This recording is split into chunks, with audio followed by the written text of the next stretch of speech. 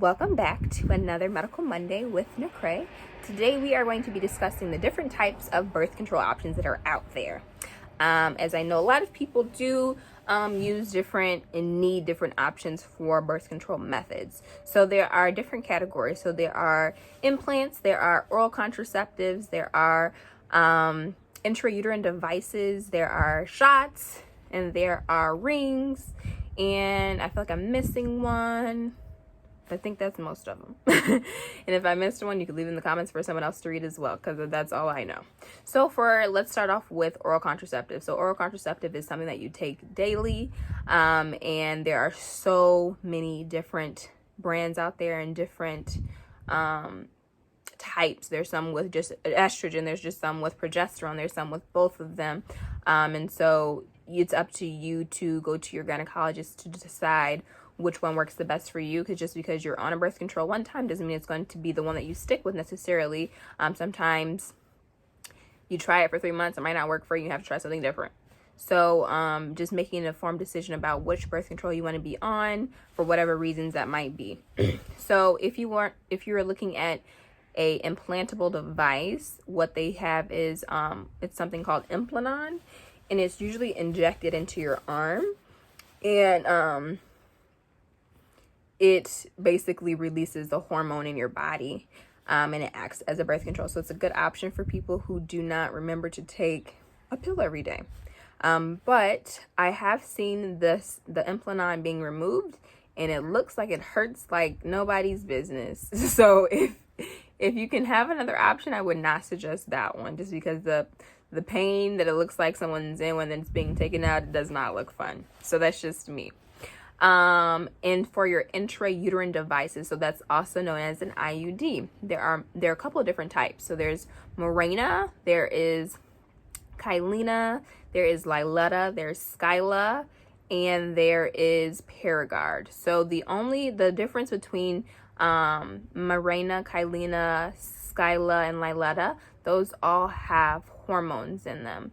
And the Paragard IUD does not have hormones. It is actually made out of copper. So if you do have a copper allergy, you should stay away from this specific IUD because it only has copper. And so there is no hormones in it. So if you have an issue with hormones in general, then Paragard will be a good option for you. And it is a 10-year IUD.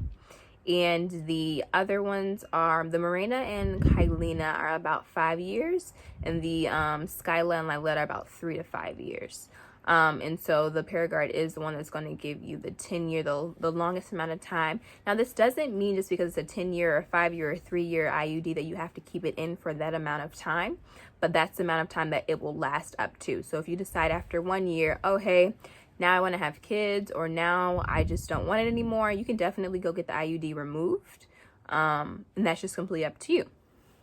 And so the next section, the next category, I should say, that the contraceptives are shots. So the only one that I am familiar with is the Depo Shot, and that is basically a shot. It's injected into your deltoid muscle, usually I want to say it's every 3 months, but there's a Depo calendar that you can follow to know, like, so that you're in the range of when you're supposed to get them. And then there's also a ring, a Nuvaring, and that one's heat activated. So once it's in your uterus, it activates, and you change that one out probably, I think it's every 3 months or so.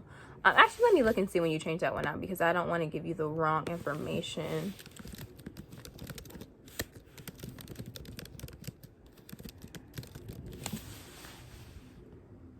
Yeah, so you can leave the Nuvaring in for up to 4 weeks. It says 28 days, but no longer than 4 weeks. So there's that. So those are all the different categories of birth control that you're able to take, along with abstinence or keeping your legs closed. That's another form of birth control for those who did not know out there. And so if you have any further questions about any of those in specifics, I can make a separate video too. If you want to know more about Mirena, more about Kyleena, more about Paragard, or just a specific birth control. Maybe not a specific birth control, because that can kind of go into too depth, but definitely we can have conversations about it, and I would love to just keep an interactive dialogue and keep telling you guys more, and as well as I'm learning things from you guys too. If you are familiar with the field as well, that would be cool. So thank you so much for watching this video, and I'll see you next week for another Medical Monday with Crai. See you later.